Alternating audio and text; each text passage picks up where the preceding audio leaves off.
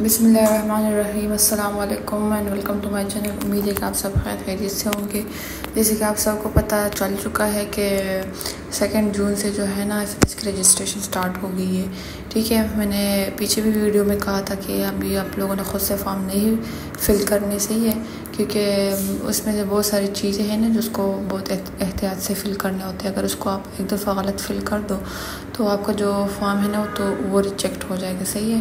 तो इसलिए मैंने आपको कहा था कि जब तक मैं वीडियो ना बनाऊँ, सही प्रॉपर तरीका आपको ना बताओ, सही तरीके से गाइड ना करो, तो आप लोगों ने जो है ना ख़ुद से अप्लाई नहीं करना। ठीक है, तो आज की वीडियो में मैं आपको इंशाल्लाह डिटेल से बताऊँगी, सही है, आसान तरीके से समझाऊँगी कि किस तरह से अप्लाई करना है और किस तरह से फॉर्म फिल करना है। तो फिर आपने बिल्कुल उसी तरीके से अपने फॉर्म ख़ुद फिल करना है। ठीक है, किससे फिल करवाने की ज़रूरत भी नहीं है। आप एक दफ़ा ये वीडियो पूरी देख लें, स्किप नहीं करना, सही है। सारा जो है ना शुरू से लेकर आखिर तक डिटेल से देखें ताकि फॉर्म फिल करते वक्त आपको कोई इशू ना हो, तो आप ख़ुद ये फॉर्म फिल कर सकते हैं। तो चलो वीडियो स्टार्ट करते हैं। सबसे पहले आप लोगों ने आना है गूगल में आपने लिखना है जॉइन पाक आर्मी, सही है। ये जो फर्स्ट वेबसाइट आता है जॉइन पाक आर्मी, आपने इसमें चले जाना है। ठीक है, इसके बाद इस तरह से वेबसाइट ओपन हो जाएगा और सामने इस तरह से ये एड्स चल रहे, सही है। तो हम लोगों ने जो है ना तो वो एफ.एन.एस. में अप्लाई करना है। तो हमने इधर जो है नीचे लिखा हुआ है, ये इधर देखो, आर्म फोर्स नर्सिंग सर्विसेज 24, इधर नीचे लिखा हुआ है अप्लाई नाउ। तो आपने अप्लाई नाउ पे क्लिक कर देना है। फिर इसके बाद आपके सामने इस तरह से फॉर्म खुल जाएगा। ठीक है, जो सबसे पहली चीज़ ये जो आप लोग को नज़र आ रहा होगा, जो छोटे छोटे से रेड स्टार बने हुए जैसे कोर्स के साथ है, डिसिप्लिन के साथ है। ठीक है, तो ये वाले जो बॉक्सेस होंगे वो आप लोगों ने लाजमी फ़िल करने होंगे। ठीक है, उसमें आपने कुछ ना कुछ लाजमी लिखना होगा। आप इसको नहीं फिल करोगे तो आपका फॉर्म सबमिट नहीं होगा। तो चलो इसको स्टार्ट करते हैं। कोर्स में वो पहले से लिखा हुआ है फोर्स नर्सिंग सर्विसेज। डिसिप्लिन में आपने चूज़ करना है, देखो अगर आप एफएससी के बेस पे अप्लाई करते हो तो आपने लिखना है एफएनएस बीएससी नर्सिंग। और जो ट्रेंड नर्सेज है जिनके पास ऑलरेडी नर्सिंग की डिग्री है तो वो सेकंड ऑप्शन वो सेलेक्ट करेंगे। तो हम जो है ना फर्स्ट ऑप्शन सेलेक्ट करते हैं। फिर इसके बाद एआरसी, इसमें आपने जो है ना वो सेंटर चूज़ करना है जो मतलब कि जिसमें आपने टेस्ट देना है। तो मैं आपको यही रिकमेंड करूँगी जो कि मतलब मेन सिटीज़ है, आपने वही सिटीज़ सेलेक्ट करने, जैसे कि लाहौर हो गया, रावलपिंडी हो गया, सही है, कराची, मुल्तान, इस तरह की सिटीज़। अगर आप लोगों के लिए उस सिटी में जाना पॉसिबल है, जैसे कि अगर कोई बंदा पेशावर से है तो अगर उसके लिए पॉसिबल है कि वो रावलपिंडी में टेस्ट दे तो उसको चाहिए कि वो पिंडी में आके टेस्ट दे, सही है। अगर कोई कश्मीर का बंदा है तो कश्मीर को अगर वो आ सकते हैं पिंडी में तो पिंडी में टेस्ट देना चाहिए, सही है उनको। तो इनकी बस कुछ रीज़न है कि आपको कौन सा सेंटर सेलेक्ट करना चाहिए। तो चलो हम रावलपिंडी सेलेक्ट करते हैं। इसके बाद आपने अपना नाम लिखना है। इधर हम कोई भी नाम लिख लेते हैं, हम लिख लेते हैं आयशा। ठीक है, आयशा। उसका डेट ऑफ बर्थ आपने किस तरह से चूज़ करना है, देखिए आपने पहले साल चूज़ करना है, ये जो डबल एरो इस पर आपने क्लिक करना है। ठीक है, इस तरह से पीछे जाएंगे,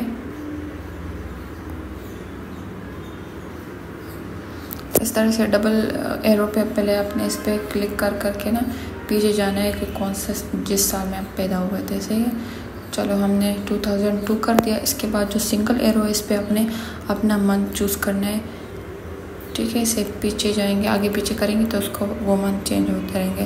फिर इधर से आपने डेट चूज़ करना है। ठीक है, चलो हम 10 Feb 2002 हमने डेट ऑफ बर्थ सेलेक्ट कर लिया। अच्छा, प्लेस ऑफ बर्थ में देखो, अगर आप हॉस्पिटल में पैदा हुए हो तो आप तो या तो उस जगह का नाम लिखो हॉस्पिटल, और जिस मतलब जो हॉस्पिटल जिस सिटी में है आपने उसका नाम लिख देना है। ठीक है, फिर अगर आप घर में पैदा हो तो आप घर भी लिख सकते हो, या फिर आप जो है ना सिंपल अपना एड्रेस भी लिख सकते हो, अपना घर का एड्रेस भी लिख सकते हो। तो चलो हम इसमें लिख देते हैं CMH रावलपिंडी। ठीक है, फिर नेक्स्ट आपने इधर अपने CNIC लिखना है। इधर हमने अपना SNIC चूज़ कर लिख लिया, ठीक है। इधर आपने अपना SNIC लिख लेना है। फिर इसके बाद है मदर टंग। मदर टंग का मतलब ये है कि जो मतलब आपकी जो मादरी ज़बान है, जो आप लोग घर में बोलते हो, आपस में बोलते हो, जो आपके पेरेंट्स बोलते हैं, ठीक है। तो आपने इधर लिखना है जो भी आपकी मादरी ज़बान। चलो हम उर्दू लिख लेते हैं। फिर जेंडर तो जाहिर सी बात है फीमेल ही है। मैरिटल स्टेटस जो मतलब जो FAC के बेस पे अप्लाई कर रहे तो उनका अनमेरिड और सिंगल होगा, ठीक है। और जो दूसरे है ट्रेन नर्सेज है वो विडो भी हो सकती है, सेपरेटेड भी हो सकती है, डाइवोर्स भी हो सकती है। डाइवोर्स का मतलब ये है कि मतलब उनकी तलाक हो चुकी हो। सेपरेटेड का मतलब ये है कि भी मतलब तलाक ना हुई भी हो, सिर्फ वो अलग रह रहे। विडो का मतलब है कि उसका जो हस्बैंड है ना उसकी डेथ हो गई हो, तो वो इस तरह से उन्होंने ये लिखना है। लेकिन हमने FAC BS नर्सिंग चूज़ किया तो हम अनमेरिड सिंगल चूज़ करेंगे। रिलीजन जिसका जो रिलीजन का उसने वही चूज़ करना है। और अल्हम्दुलिल्लाह हम मुसलमान हैं तो हम इस्लाम चूज़ करेंगे। सेक्ट इसमें हम जो है ना जो भी आपका जो भी सेक्ट होगा आपने वही लिखना है। हम सुनी तो सुनी सेलेक्ट करेंगे। फिर आपने कास्ट लिखना है इसमें, ठीक है। आपका जो भी कास्ट है आपने वो लिखना है। जैसे कि चलो मैं लिख लेती हूँ हमारा कास्ट जो है खान है। सब कास्ट भी अगर आपको पता हो लिखना हो तो लिख सकते हैं। और आप देखो इसके ऊपर स्टार नहीं बना हुआ, तो अगर आप इसको लिखोगे भी नहीं तो कोई इशू नहीं। कॉन्टेक्ट नंबर भी जो है ना आपने इसमें लिख देना है। मैं वैसे ही कोई नंबर रैंडम सा नंबर मैंने लिख दिया। आपका ईमेल एड्रेस जो है ना वो मतलब ऐसा ईमेल एड्रेस हो जिसका पासवर्ड सब कुछ आपको पता हो, क्योंकि उस पर ईमेल आए ना तो आपको पता मतलब आप उसको वो देख सकते हो, आपको उस तक एक्सेस हो। अगर आपका अपना ईमेल नहीं बना हुआ तो आप अपने भाई का, बहन का, कज़न का, किसी का भी दे सकते हो, ठीक है। No issue. तो हम इसमें एक ईमेल लिख देते हैं, ठीक है। हमने लिख दिया। इसके बाद ever applied for commission in our personal. अच्छा अगर किसी ने अप्लाई किया है तो वो लिख सकता है कि येस, और अगर किसी ने अप्लाई नहीं किया तो वो सिंपली लिखे नो, ठीक है।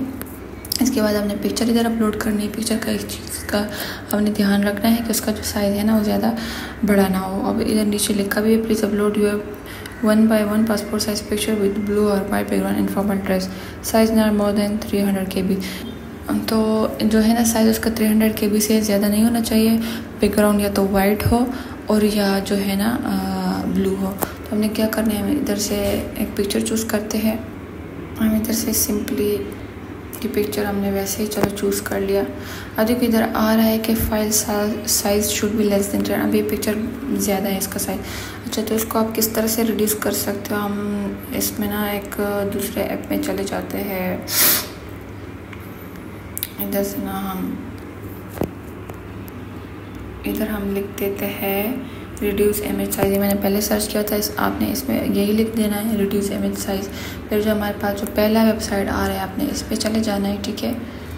इस पे जाओगे तो आपने इधर से सेलेक्ट इमेज करना है।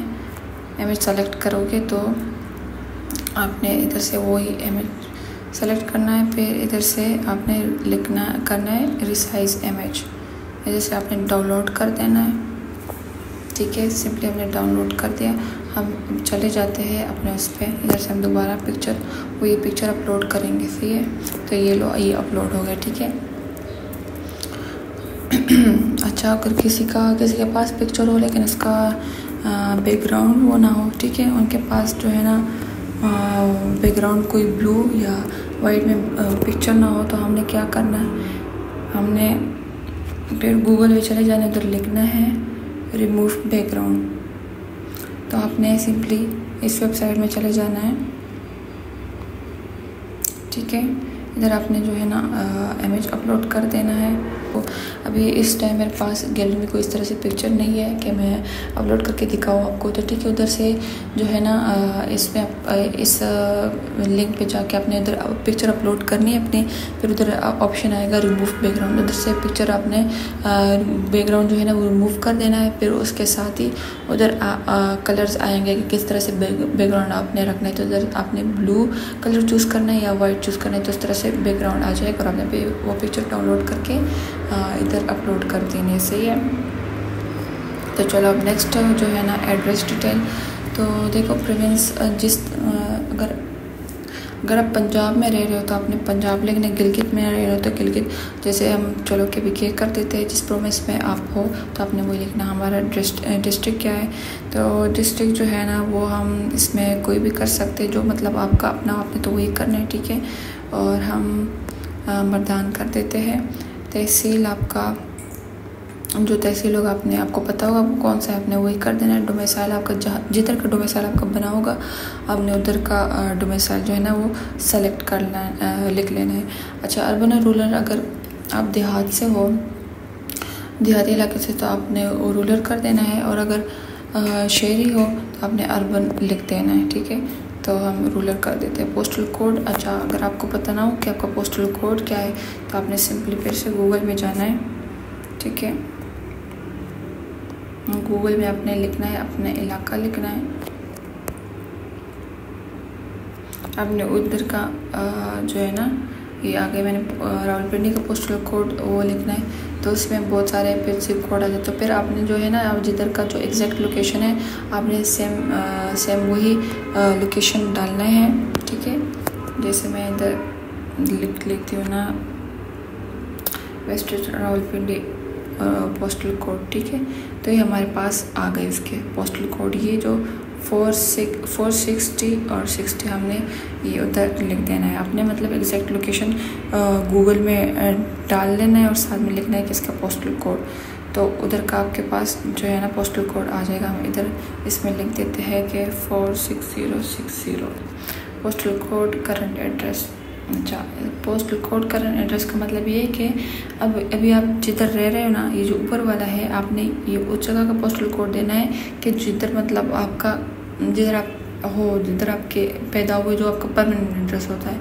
और इधर में इसमें आपने वही लिखना है जिधर अभी आप रह रहे हो, सही है। तो हम इसमें भी लिख देते हैं 46060 परमानेंट एड्रेस आपने इसमें लिखना है कि मतलब जो आप जिधर आप पैदा हुए, जिधर आपकी फैमिली, जिधर आप शुरू से रह रहे हो, आपने इधर जो है ना वो एड्रेस लिख देना है, सही है, ठीक है। हम वैसे ही फिल कर देते हैं उसको।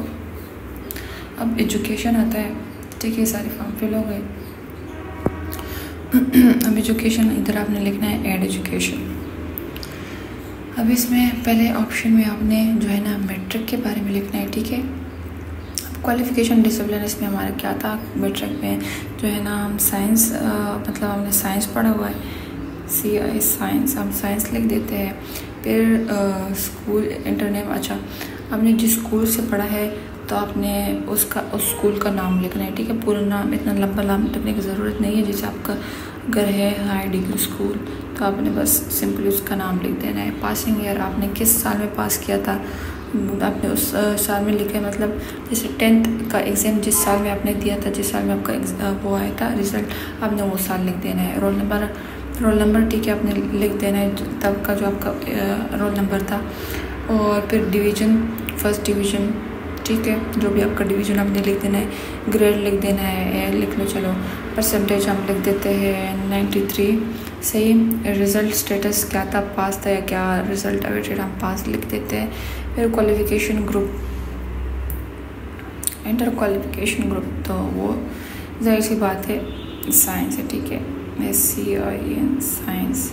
टोटल मार्क्स जितने आपको, हमारे तो 1100 होते थे, जितने आप लोग के थे शायद आप लोग के भी 1100 होंगे, आपने वो लिख देना है। फिर आपके टोटल मार्क्स, उसमें टोटल मार्क्स कितने तो आपने वही लिख देना है 1030। और बोर्ड एफिलिएशन जो आपका मतलब कि जो आपका बोर्ड था ना तो आपने वही लिख देना है, सही है।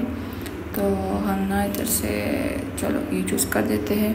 फिर सर्टिफिकेट नंबर, ये ज़रूरी नहीं, रजिस्ट्रेशन नंबर, सर्टिफिकेट नंबर आपको पता भी नहीं हो शायद, और ये कंपलसरी भी नहीं है। तो जो है ना वो आपने ना नहीं लिखना। अच्छा, इधर ना बायोलॉजी कर देते, ठीक है। इधर क्वालिफिकेशन डिसिप्लिन में आपने बायोलॉजी लिखना है। फिर जो है ना इधर से आपने ओके कर देना है, ठीक है। तो ये हमारा एक आ गया मैट्रिक का, सही है। अब हमने दोबारा लिखना है ऐड, उसी पे दोबारा क्लिक करना है ऐड एजुकेशन। तो अभी जो है ना हमने इंटरमीडिएट का लिखना है, सही है। इसमें हमारा जो क्वालिफिकेशन डिसिप्लिन है इसमें हमने लिखना है प्री मेडिकल लिख दिया, ठीक है। फिर स्कूल, इसमें फिर आपने जो है ना कॉलेज का नाम लिखना है, जो आप जिस कॉलेज से आपने पढ़ा है। सही है, तो मैं कोई भी लिख देती हूँ, डिग्री कॉलेज। आपने अपने कॉलेज का नाम लिखना है।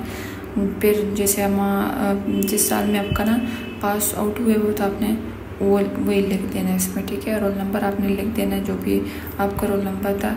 डिवीज़न आपने लिख देना है सेम, ठीक है। ग्रेड जिस तरह से आपका ग्रेड था, जो आर यू सर्विंग सोल्जर, इसमें 9, ठीक है, ये 9। ये परसेंटेज आपकी कितनी थी, 83% हो गया, ठीक है। फिर रिज़ल्ट इसमें पास लिखना है। हाँ, दूसरी बात, इधर एक इम्पोर्टेंट बात मुझे याद आ गई। देखो, जैसे कि कुछ लोग होंगे कि वो ना उस पर अभी उनका सेकेंड ईयर का रिज़ल्ट नहीं आया होगा, उनका सिर्फ फर्स्ट ईयर का रिज़ल्ट होगा, ठीक है। तो फिर उन्होंने इधर पास नहीं लिखना, ठीक है। जिन्होंने फर्स्ट ईयर का एग्ज़ाम दिया है और जिन्होंने अभी फर्स्ट ईयर का एग्ज़ाम दिया है और उनके सेकेंड ईयर का एग्ज़ाम नहीं, उनके पास सेकेंड ईयर का रिज़ल्ट नहीं है, तो उन्होंने जो है ना इधर उनके पास अपने सेकेंड ईयर का रिज़ल्ट नहीं है, उनके पास मार्क्स नहीं है, तो उन्होंने इधर रिज़ल्ट अवेटेड लिखना है। और दूसरी इम्पोर्टेंट बात, फिर तो जाहिर सी बात है, अच्छा वो अभी आगे आना है, ठीक है। क्वालिफ़िकेशन ग्रुप हमारा क्या है, इधर आपने साइंस लिख देना है, ठीक है। SCIENC science. टोटल मार्क्स देखो, अगर आप फर्स्ट ईयर के बेस पे अप्लाई कर रहे हो तो फिर इधर आपके टोटल मार्क्स 1100 नहीं होंगे, फिर 550 आपके जितने भी होंगे, आपके अपने हिसाब से लेने 550 होते हैं, 600 जितने भी होते हैं। फिर आपके जो ऑब्टेन मार्क्स हो गए, मतलब कि आपने फर्स्ट ईयर में कितने मार्क्स लिए, ठीक है, तो आपने वो लिख देना है इसमें। फिर बोर्ड एफिशिएंसी है उस तरह का, जो आपका बोर्ड है आपने वही बोर्ड लिख देना है इधर। जो जिस भी बोर्ड से एग्ज़ाम दे रहे हो वही बोर्ड लिखना है। सर्टिफिकेट नंबर से रजिस्ट्रेशन नंबर, इन चीज़ों की ज़रूरत नहीं है, तो आपने जो है ना बस इसको छोड़ देना है और नेक्स्ट जाना है, क्लिक। अब देखो, मैट्रिक इंटरमीडिएट का हमने कर लिया। अब स्पोर्ट्स एंड गेम्स, इसमें क्या करना है, ठीक है। अच्छा, स्पोर्ट्स एंड गेम्स इनमें आपने वो चीज़ें लिखनी है, ठीक है, जो मतलब आपने कभी वो गेम्स खेली हो। सही है, इसमें झूठ नहीं लिखना, जो चीज़ें आपको। और हाँ, इम्पोर्टेंट बात ये कि अभी जो आप फॉर्म फिल कर रहे हो इसमें जो स्पोर्ट्स वगैरह लिखोगे, ठीक है, तो ये चीज़ें आपने याद रखनी, बल्कि इसकी एक पिक्चर ले लें या अपने पास नोट्स में लिख लें, क्योंकि आप जब इंटरव्यू में जाओगे तो यही चीज़ें वो लोग आपसे पूछेंगे। आपका ये फॉर्म उन्हीं के पास पड़ा होगा। जब अगर आप इधर खुद सी चीज़ें लिखे कोई झूठ बोलेगे तो फिर जाहिर सी बात है, इतना टाइम इसमें गुजर जाता है तो आपको खुद भी याद नहीं होगा कि मैंने फॉर्म में क्या लिखा है। तो उधर जब आपसे वो लोग पूछते हैं फिर आपको पता नहीं होगा, तो आपका झूठ जो है ना वो पकड़ा जाता है और बहुत बुरा इमेज बन जाते हैं, बहुत बैड इमेज बन जाते हैं। सही है, तो इस चीज़ का अपना ख्याल रखना है। तो स्पोर्ट्स में अगर देखो, अगर आप अपने कभी फुटबॉल के लिए तो आपने इधर फुटबॉल लिख दिया।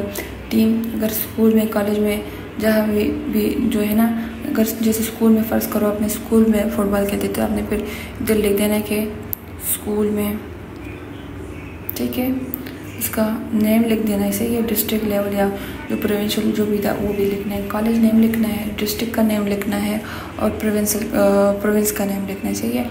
फिर अगर मतलब आपकी कोई पोजीशन हो, कोई इधर नीचे भी देखो, नीचे लिखा नज़र आ रहा है। सही है, तो इसमें आप विनर भी लिख सकते हो, रनर अप जो भी आपका था, प्लेयर ऑफ द टूर्नामेंट, जो भी आपको मतलब उस टाइम से कोई पोजीशन मिला था, कोई इनाम मिला था, तो आप वो चीज़ लिख सकते हो। नंबर ऑफ ईयर्स, आप मतलब कितने साल तक खेलते रहे हो तो आपने वो मेंशन कर देना। पोजीशन इन टीम, इसमें जैसे फुटबॉल में फ़र्ज़ करो आप कैप्टन थे तो आप वो लिख सकते हो, ठीक है। जैसे गोलकीपर थे, अगर डिफेंडर थे या अटैकर थे या कैप्टन थे, जो भी थे, तो उसमें आप जो है ना वो लिख सकते हो। आप हमने ये फिल कर दिया, ओके। अगर इसके अलावा फुटबॉल के अलावा अगर आप और भी कोई गेम ऐड करना चाहते हो मतलब, तो आपने दोबारा से ऐड स्पोर्ट पे क्लिक कर देना। दोबारा सेम इसी तरह अगर क्रिकेट में जिस तरह चाहते हो आपने सेम क्रिकेट लिखना है। फिर कॉलेज लेवल पे या स्कूल लेवल पे आपने वो गेम खेलते रहो, फिर सेम जो आपका पोजीशन था उसमें कितने साल खेले हो, तो सारी चीज़ें आपने जो है ना उसमें कर देंगे। लेकिन हम इसको नहीं फिल कर रहे हैं, हम इसको कैंसिल कर देते हैं।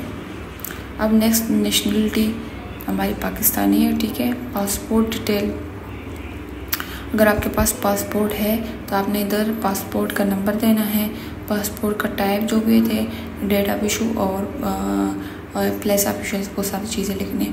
और अगर आपके पास नहीं है तो आपने इस चीज़ को स्किप कर देना है। कोचिंग एकेडमी डिटेल, अच्छा ever join coaching academy for join Pakistan army, तो मैं आपको ये रिकमेंड करूँगी कि आपने इसमें नो लिखना है, ठीक है, नो ही लिखना है, चाहे आपने एकेडमी ज्वाइन की हो या नहीं की हो। अब फिर से आपने इधर नेक्स्ट पे क्लिक करना है। अब इधर आ जाते हैं फैमिली इंफॉर्मेशन। फैमिली इंफॉर्मेशन में पहले आपने इधर फादर का नाम लिखना है। क्या लिखे इसमें, हम क्या लिखे, चलो हम अहमद लिख देते हैं। फादर का नाम, फादर किसी ने इसे अपने लिख देनी है। क्या लिखे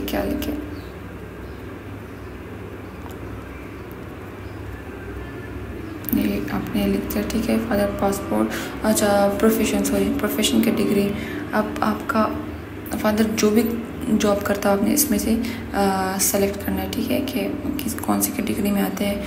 हाँ, अगर कोई गवर्नमेंट जॉब करते हैं बिजनेसमैन इस तरह से, तो हम गवर्नमेंट जॉब कर लिख देते हैं। प्रोफेशन क्या है इसमें आपने फिर प्रोफेशन लिखना है, गवर्नमेंट जॉब में क्या कहते हैं आप लिखे प्रोफेशन टीचिंग, ठीक है।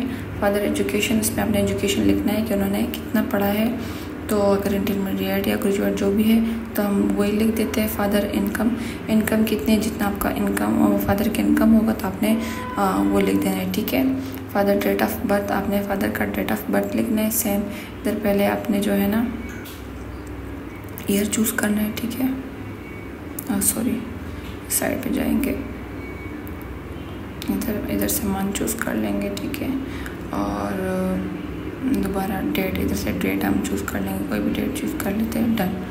अब अलाइव और डिसीज़ का मतलब ये, अलाइव का मतलब ये कि वो ज़िंदा है, डिसीज़ का मतलब कि डेथ हो चुका हो तो आपका, और हाँ किसी का शहीद हो तो शहीद लिख सकते हैं, ज़िंदा हो तो अलाइव लिखेंगे, ठीक है।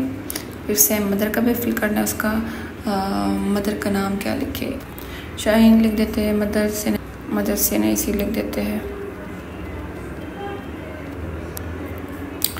खुद से हम वैसे ही लिख देते हैं। मदर प्रोफेशन, जो भी प्रोफेशन होगा, अगर हाउस वाइफ है तो वो लिख देते हैं हम, ठीक है। प्रोफेशन इधर भी हाउस वाइफ लिख देना। एजुकेशन जितना उन्होंने पढ़ा हो उतना लिख देना है। फिर उनका इनकम लिख देना है। अब इसमें कोई और ऑप्शन नहीं है तो हम लेस देन 50 कर देते हैं। सेम उनका भी डेट ऑफ बर्थ आपने इधर मेंशन करना है, ठीक है। इधर से मंथ चूज़ कर देते हैं, इधर से हम डेट चूज़ कर देते हैं, और जो अलाइव हुआ डिसीज तो आपने वही लिख देना है, ठीक है, हम अलाइव कर देते हैं। और फिर अब आते हैं इसकी तरफ। अभी जो है ना नेक्स्ट हम इसमें सिबलिंग्स ऐड करेंगे, सही है। तो हम ऐड सिबलिंग पे क्लिक करेंगे इधर, ठीक है। फिर इधर आपने रिलेशनशिप सेलेक्ट करना है इसमें, ठीक है, कि भाई है कि बहन है। आपने ये जो फिल करना है एक सीक्वेंस से फिल करना है, जो सबसे आपका होगा या बहन या भाई, इनके मतलब अगर सबसे बड़ी आपकी बहन है तो पहले आपने सिस्टर सेलेक्ट करना है, सही है। फिर स्टेटस मतलब कि वो ज़िंदा है कि मतलब डेथ हो चुकी है तो आपने वो सेलेक्ट करना है, अलाइव मतलब ज़िंदा है। नेम, उसका नेम लिखना है, जैसे कि मैं लिख देती हूँ सायरा। सिबलिंग एजुकेशन, अब उसने कितना पढ़ा हुआ है, जितनी उसकी एजुकेशन होगी आपने वो सेलेक्ट करना है। इधर से हम मास्टर सेलेक्ट कर देते हैं। और फिर मैरिटल स्टेटस मतलब कि सिंगल है या शादी हुई है या डाइवोर्स या सेपरेटेड है, सही है। अपने लिहाज से लिख देना है। हम मैरिड सेलेक्ट कर देते हैं। ऑक्यूपेशन उसका क्या है, इधर ऑक्यूपेशन में आपने उसका ऑक्यूपेशन लिखना है। अगर कोई जॉब करती है तो आपने उसका मतलब जिस फील्ड में भी वो नाम लिखना है। अगर अभी पढ़ रही तो आपने स्टूडेंट लिखना है, ठीक है। अगर जॉबलेस है कोई, मतलब स्टडी कंप्लीट कर चुकी है लेकिन कोई जॉब नहीं करी तो आप लिख सकते हो कुछ जॉबलेस या इस तरह से, ठीक है। फिर हम ओके कर देते हैं। अभी आपकी एक जो है ना सिबलिंग का वो सारा डिटेल हो गया, सही है। अब आपने जो नेक्स्ट होगा आपका भाई या बहन, आपने दोबारा से ऐड सिबलिंग पे क्लिक करना है। फिर जो उसका रिलेशन है, ठीक है, ब्रदर है या सिस्टर है, जो भी नेक्स्ट, तो आपने वो कर देना है। फिर सेम इसको इसी तरह से फिल करना है जैसे मैंने पिछले वाला किया, ठीक है। तो इसको मैं अभी नहीं फिल कर रही, इसको मैं कैंसिल कर देती हूँ। आपने अपने उससे आपको इतनी समझ आ गई होगी कि आप दूसरा खुद से फिल कर सकते हो, ठीक है। इधर से हम नेक्स्ट करेंगे पेरेंट मैरिटल डिटेल्स। अच्छा, इसमें जो है ना आपके पेरेंट्स के बारे में पूछ रहे हैं कि जो आपके पेरेंट्स हैं वो मतलब कि अभी साथ है या डाइवोर्स हो चुकी है। मैरिड का मतलब है कि मतलब शादी हो चुकी है, अभी साथ रह रहे। सही है। सेपरेटेड का मतलब है कि शादी तो हुई हुई है, मतलब कि तलाक नहीं हुई हुई लेकिन अलग अलग रह रहे। डाइवोर्स का मतलब होगा कि तलाक हुई हुई है, तो इसमें हम मैरिड सेलेक्ट कर देते हैं। और अब हम नेक्स्ट करते हैं। देखिए brought up details, were you brought up by your parents. इसमें अगर आप येस कर देते हो तो सिंपल सा आंसर है, ठीक है। अगर आप नो कर देते हो तो फिर इसमें एक और वो चीज़ें आ जाएंगी, कॉलम आ जाएंगे, तो आपने वो फिल करना है, ठीक है। पहले उसमें आपने उस बंदे का नाम लिखना है जिसने आपको ब्रॉट अप किया, ठीक है। फिर आपने एज वो लिखनी है, मतलब कि जिस टाइम से उसने आपको पालना स्टार्ट किया था, योर एज एट एंड, और जिस टाइम तक पालते रहे उस मतलब वो एज आपने फिर लिखना है। और बाकी के ये भी मतलब किसके साथ रिलेशन क्या है, उसका प्रोफेशन क्या है, उसकी सैलरी कितनी है, कॉन्टैक्ट नंबर, फिर आपने इस तरह की ये चीज़ें सारी वो करनी है, ठीक है। तो हम सिंपल इसमें यस कर देते हैं, तो बस ये हो गया इधर से। अब जो है ना नेक्स्ट फैमिली इनकम डिटेल्स, इसमें हमने इससे रिलेटेड सारी डिटेल्स लिखना है। जो फैमिली इनकम है, सेलेक्ट इनकम, इसमें हम यही कोई जो आपकी मतलब आपकी जितनी भी होती है सही आपने वो चूज़ कर देना है। फिर अदर सोर्सेज ऑफ इनकम, बस सही है। ये जो है ना लाजमी नहीं है फिल करना, इसको रहने दें। फिर फैमिली टोटल इनकम, इसमें आपने लिख देना है कि टोटल इनकम जितना भी आपका आपने वो लिख देना है, सही है। फिर प्रॉपर्टी, अगर आपकी मतलब कोई इस तरह की प्रॉपर्टी है, कोई आपका घर हो, कोई ज़मीनें हो, आपने इसमें ऐड कर देना है। इसमें जो प्रॉपर्टी टाइप है वो किस तरह की है। अगर किसी की मतलब ज़मीन हो ना, मतलब जैसे एग्रीकल्चर हो गए तो वो एग्रीकल्चर सेलेक्ट कर ले। प्रॉपर्टी साइज़ के मतलब कितना है, 10 मरले है, 20 मरले है, 2 कनाल है, 4 कनाल है, 1 एकड़ है, जितने भी है ना उससे आपने उतना लिख देना है, ठीक है। प्रॉपर्टी स्टेटस, इसमें जैसे अगर आपने रेंट पे दिया हुआ या लिया हुआ या आपके अपने, तो आपने इस तरह की वो सेलेक्ट कर देना है जो भी सही है, और फिर उसको ओके कर देना है। इधर आ गया। अब नेक्स्ट जो है ना, इसमें ये लोग पूछ रहे हैं कि इससे पहले जो है आप पाकिस्तान आर्मी, नेवी या एयरफोर्स में किसी एकेडमी में किसी इंस्टीट्यूशन में एडमिट हुए या इस तरह से कुछ, बस आपने सिंपली नो कर देना है, ठीक है। फिर नेक्स्ट जो है ना, अगर कोई हिस्ट्री है एज अ सोल्जर या सर्विस मैन या कुछ भी इस तरह, तो आपने सिंपली ये भी सारे नो कर देने हैं। फिर next service in Janbaz force, Mujahid, flying club, scouting, तो ये सारे भी बस आपने सिंपली नो कर देना। मुझे जाहिर सी बात है कि आप लोगों ने किए भी नहीं होंगे, तो नो कर देना। सिविल एम्प्लॉयमेंट डिटेल्स, इसमें जो है ना आपने वो चीज़ें लिखनी है, जैसे अगर आप इससे पहले कहीं पे जॉब कर रहे हो सिविल में, तो इसमें आपने जो है ना कंपनी का नाम लिखना है, सही है, कि किस कंपनी में काम करते हो। इधर आपने अपना डिजिग्नेशन लिखना है कि क्या काम करते हो, आपकी सैलरी कितनी है, सर्विस ड्यूरेशन कितना है, कितने टाइम से काम कर रहे हो, और जो है ना जॉब छोड़ने की वजह क्या है, वो सब फिल करके तो आपने इधर ओके कर देना है, सही है। और अगर वैसे ज़रूरत नहीं इसको फिल करने की, अगर किसी ने मतलब कोई एम्प्लॉयमेंट इस तरह की ना की हुई तो वो भी ना फिल करे। अगर कोई और भी जिसने की भी हो अगर फिल नहीं करना चाहते तो इट्स ओके, ना ही कर दे। फिर इधर से नेक्स्ट कर देना है। अब नेक्स्ट कॉलम आ गया। अच्छा, are you a stipendiary of any government private. अच्छा, इसमें ये है कि आपको कहीं और से कोई वजीफ़ा कुछ मिल रहा है कि नहीं, इसको भी नो कर दे। अच्छा, depend from future employment details, और you ever depend from future employment either generally from government service in any particular department, no ही कर देना, ठीक है। कि मतलब किसी जॉब से इस तरह से निकाले हुए तो नहीं, उस तरह की चीज़ें, तो बस आपने सिंपली अपने बारे में नेगेटिव चीज़ें कुछ बिल्कुल भी नहीं लिख लेने अपने फॉर्म में से, ये भी नो कर दे। Travel detail, have you ever been, मतलब कि बाहर गए हो कि नहीं, ट्रैवल किया है कि नहीं, अगर किया है तो यस कर दे। फिर यस करेंगे तो बाकी डिटेल्स थोड़ी बहुत आपसे पूछेंगे, ठीक है, कि कहाँ गए थे, कब गए थे, तो वो फिर आपने लिखनी है। और अगर नहीं गए थे तो नो कर देना सिंपली।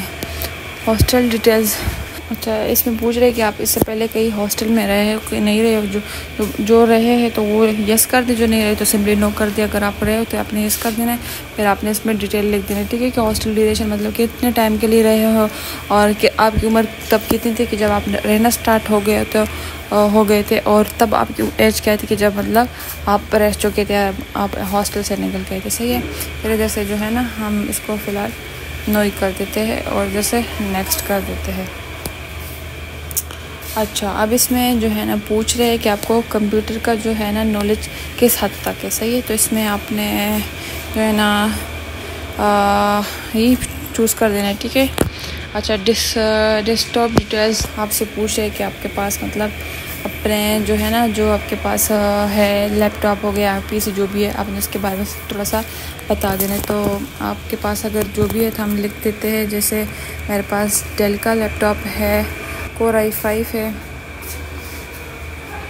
i5 7th generation. ठीक है, तो बस इस तरह से आपने लिखना है। लैपटॉप की डिटेल भी सेम बस इस तरह लिख देते हैं। तो ये मोबाइल डिटेल। अब अच्छा, आपके पास फ़ोन कौन सा है? जैसे मेरे पास iPhone 11 है, सिंपली बस ये लिख देते हैं। टैबलेट अगर है आपके पास तो सही है, नहीं है तो नन लिख दे। तो अब आ गया सोशल मीडिया, इसको बड़े ध्यान से फिल करना है। ठीक है, अगर देखो आपके पास अगर आपके पास मतलब आपका क्या नाम है फेसबुक हो गया, इंस्टा हो गया, टिकटॉक हो, कोई भी अकाउंट अगर आपकी बनी हुई हो ना, आपने इसमें बिल्कुल भी वो मेंशन नहीं करनी है। ठीक है, और इसको बिल्कुल ब्लैंक भी नहीं छोड़ना, क्योंकि जाहिर सी बात है सबको ही पता है कि सब लोग जो है ना वो फ़ोन यूज़ करते, सब लोग जो है ना वो सोशल मीडिया पे है, उनका कोई ना कोई अकाउंट है। तो आपने इधर से ना चूज़ कर देना है, यूट्यूब चूज़ करना है। ठीक है, स्क्रीन टाइम जो है ना आपने थोड़ा सा लिख देना है, 2-3 घंटे। हम 2 घंटे कर देते, सही हो गया 2 घंटे। अकाउंट नेम इसमें अपने वो नाम लिखना है ना, किसी अच्छे से चैनल का नाम लिखना है जो जिससे आप नॉलेज हासिल करते हो, पढ़ते हो, किसी ऐसे चैनल का नाम लिख देना है। ठीक है, तो हम इसमें अपने चैनल का नाम लिख देते हैं और ये आप इधर से लिख देना। इधर पूछे कि आपके पास अगर आपका अपना चैनल तो नन कर दे, उसको ओके कर दे, हमारा फेल हो गया। इधर आप पूछ रहे हैं कि साइबर एक्सपीरियंस के बारे में पूछ रहे थे। ये cyber bullying, if you ever faced our involve in cyber bullying, इसमें आपने सिंपली नो कर देना। ठीक है, cyber crime no, cyber hacking no. ठीक है, मेडिकल डिटेल्स में पूछ रहे हैं कि कोई मेडिकल अगर अंडर ट्रीटमेंट थे आप पिछले 5 साल में से अगर कोई मतलब आपको कोई मेडिकल इशू, तो इसमें भी आपने नो कर देना है और नेक्स्ट कर देना है। अच्छा, अब ये जो है ना इस फॉर्म का लास्ट पार्ट आ गया है, स्विमिंग प्रोफिशेंसी। इसमें जो है ना अगर आपको स्विमिंग करनी आती है तो ठीक है लिख देना है, और अगर नहीं आती तो नहीं लिखना। मैंने कभी स्विमिंग नहीं की, पता नहीं, मुझे खुद भी नहीं पता स्विमिंग आती कि नहीं। चलो हम मॉडरेट कर देते हैं। और ever involve in police criminal cases no, smoking history no.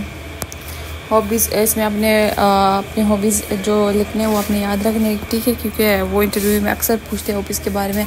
अगर आप इधर ख़ुद से लिख दो फिर तब आपको याद ना रहे ना, और तब आप इंटरव्यू में कुछ और बोल दें, तो इस बात पे जो है ना आपका जो इंटरव्यू है ना वो आपको रिजेक्ट कर सकते हैं। ठीक है, तो इस बात पे आपको रिजेक्ट कर सकते हैं।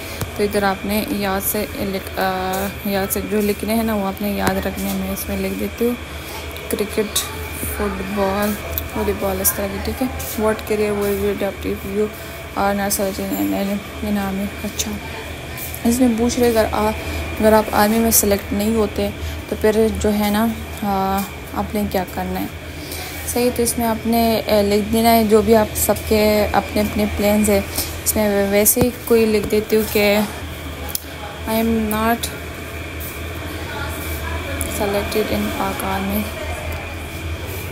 then I will go abroad। कोई कुछ भी मतलब अच्छा सा आप लोग लिख दे, सही है। और अच्छा, इसमें आपने लिखना है ये के ऊपर क्या लिखा हुआ है, ZF10 स्मॉल के और कैपिटल D, और अब जो है ना आप इसको सबमिट कर देते हैं। अच्छा, इसमें कोई इशू बता रहा है कि द हॉबीज़ फील्ड में only contain alphabetic character as well as spaces. अच्छा, इसमें जो है ना कॉमर्स ख़त्म करके देखते हैं कि क्या सीन है। ठीक है, हम सबमिट कर देते हैं। अच्छा, तो हमारा फॉर्म जो है ना वो सबमिट हो चुका है। अब हम उसका स्टेटस कैसे चेक करेंगे कि वो अप्रूव हुआ है कि नहीं हुआ। वैसे अप्रूव इतना जल्दी नहीं होता, ठीक है, उसमें 2 हफ्ते तो लग ही जाते हैं, लेकिन स्टेटस हम इसका ना इधर से चेक कर सकते हैं। इन 3 लाइंस पे क्लिक करेंगे, चेक स्टेटस पे क्लिक करेंगे, एग्ज़ाम स्लिप पे क्लिक करेंगे, ठीक है। इधर जो है ना आप अपना CNIC देंगे जो हमने उधर अपने फॉर्म में दिया था, ठीक है, 2222। इधर फादर की CNIC देंगे, सही है, जो फॉर्म में हमने दिया था। और इधर हम इस कैप्चा को लिखेंगे YQF TN, उसको सबमिट कर देंगे। तो देखिए ये आ गया कि your registration slip will appear after your application is approved. हमारा तो मतलब जब फिर आपका अप्रूव्ड हो जाएगा, ठीक है, तो आपका टेस्ट डेट सेंटर सब कुछ उसमें लिखा होगा, रोल नंबर सब कुछ लिखा होगा। और तो बस, तो ये अगर किसी चीज़ की आपको समझ नहीं आई तो आप बेशक मुझसे जो है ना नीचे कमेंट बॉक्स में पूछ सकते हो। और इसके अलावा मैं आप सबको यही रिकमेंड करूँगी कि आप सब अपने फॉर्म ख़ुद फिल करें, लेकिन फिर भी अगर किसी को कोई इशू आता है जिसको नहीं समझ आ रही, वो हमसे फ़िल करवाना चाहते तो हम जो है ना इसका कुछ चार्जेस लगा के ना तो हम फिल करवा देंगे। और इसके लिए आप हमारे नंबर पे हमारे साथ कांटेक्ट कर सकते हैं, मैं डिस्क्रिप्शन में दे दूँगी नंबर। और इसके अलावा अगर कोई हमारे पेड क्लासेस ज्वाइन करना चाहते हैं, सही है, तो वो भी इसी नंबर पे हमारे साथ कांटेक्ट कर ले। वो हमारे पेड क्लासेस का ये है कि देखिए जब तक FNS के टेस्ट स्टार्ट नहीं होते ना तब तक हम आपको तैयारी करवाते रहेंगे, सही है। आपको हर एक चीज़ डिटेल में समझाई जाएगी, उसमें आपको असाइनमेंट भी मिलते रहेंगे, उसमें आपसे टेस्ट भी लिए जाएंगे, ऑनलाइन लाइव क्विज़ भी होंगे, सही है। डेली आपकी क्लास होती है 9 से 10 बजे तक रात को, सही है। और अगर आपसे कभी इन केस ऐसे हो जाए कि कोई टेस्ट जो है ना वो स्किप हो जाए तो आपके लिए दोबारा भी कंडक्ट किया जाएगा। अगर आपको किसी टॉपिक की समझ नहीं आई तो आपके लिए वो क्लास दोबारा कंडक्ट की जाएगी, वो चीज़ आपको दोबारा समझाई जाएगी, सही है। और इसकी जो फ़ीस है वो 3000 है। तो इससे पिछले भी हम 2 साल से जो है ना स्टूडेंट्स को पढ़ा रहे हैं, और माशाल्लाह से बहुत सारे स्टूडेंट्स सेलेक्ट भी हो चुके हैं जो अभी आर्मी में सर्व कर रहे हैं। तो अगर किसी ने ज्वाइन करना है तो हमारे साथ इस नंबर पे कांटेक्ट कर ले। तो बस ये थी हमारी आज की वीडियो। अब मुझे दीजिए इजाज़त। अल्लाह हाफ़िज़।